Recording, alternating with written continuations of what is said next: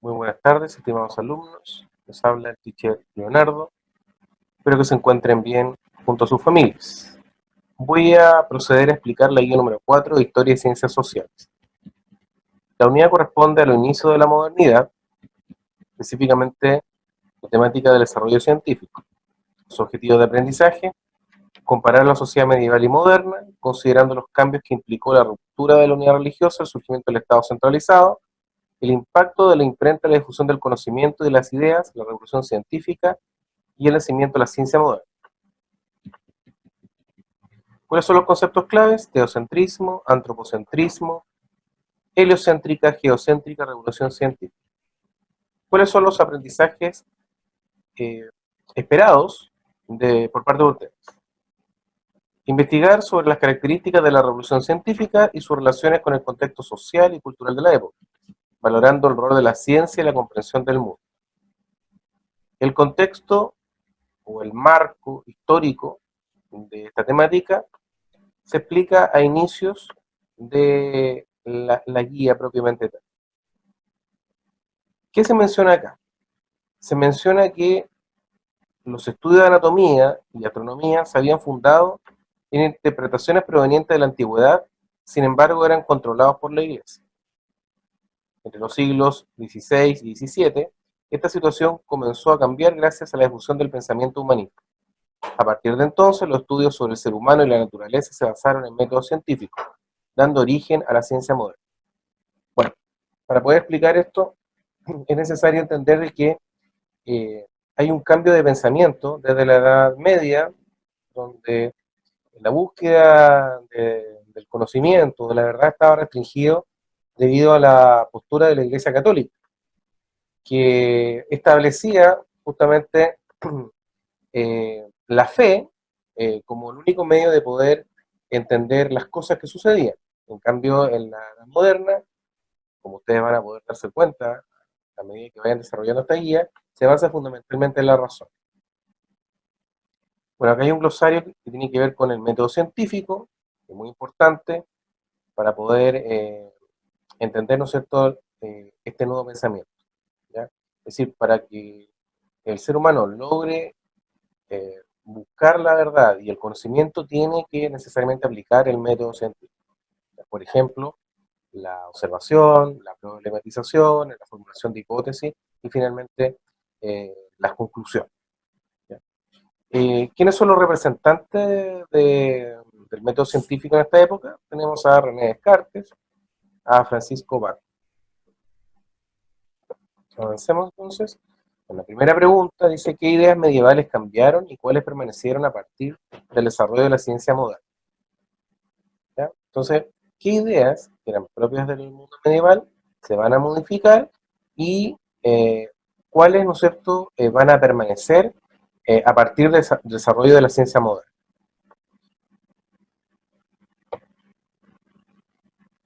Luego van a analizar las fuentes, ¿no es cierto?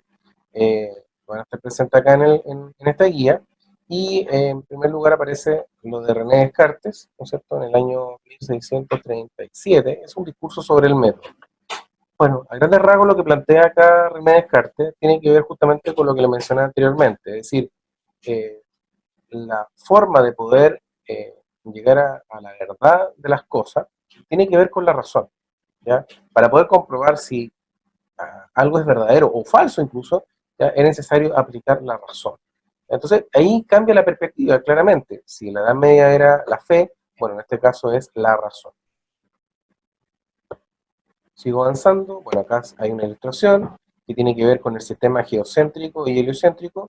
Bueno, estos sistemas se explicaron ayer en la clase online, pero de todas maneras, como yo en esta misma guía le adjunto el PDF donde está la clase online, ustedes van a poder darse cuenta efectivamente de qué se trata este sistema geocéntrico y heliocéntrico. También pueden apoyarse en su texto de estudio. Sigamos entonces. Bueno, acá en primer lugar se presenta un texto sobre Ptolomeo, quien es justamente el que plantea esta teoría geocéntrica. En contraste con la teoría geocéntrica está la heliocéntrica de Nicolás Copérnico, y acá hay un texto muy interesante que tiene que ver con Galileo Galilei, que tal como lo dije ayer, Galileo fue perseguido por sostener justamente esta teoría de Nicolás Copérnico. ¿Y cuál era la teoría? Que el Sol era el centro del universo y los planetas giraban en torno a eso, ¿ya? Algo que la Iglesia obviamente estaba totalmente en desacuerdo. Y consideró a Galileo por esto como un hereje, es decir, que atentaba contra el dogma o la doctrina de la Iglesia Católica. Incluso pudo ser ejecutado en su momento, pero Galileo fue obligado a retractarse o arrepentirse de lo que él había dicho. Bueno, la pregunta que aparece acá dice: ¿cuáles son los grandes cambios que se producen en el área de la astrofísica? Refiere a la teoría teocéntrica y heliocéntrica. ¿No? Entonces, básicamente ahí usted hace una breve descripción de ambas teorías. Y en el punto 3, ¿por qué la Iglesia Católica se opone a los postulados de Galileo Galilei? ¿Cuáles fueron las razones de la Iglesia para estar en desacuerdo o rechazar lo que planteaba Galileo Galilei?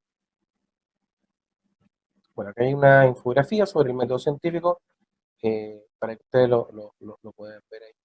Y se hace mención, ¿no es cierto?, a partir de lo que estamos viendo en la época, un dato curioso. Dice: gran parte de las vacunas descubiertas se deben al aporte riguroso del método científico. Ejemplo de ellos son las vacunas contra la viruela, la rabia y la tuberculosis. Es muy, muy importante este dato curioso porque en realidad cuando nosotros hablamos, por ejemplo, de esto de la peste negra que había ocurrido en su momento, eh, en esa época era muy complejo poder abordar este tipo de pandemia.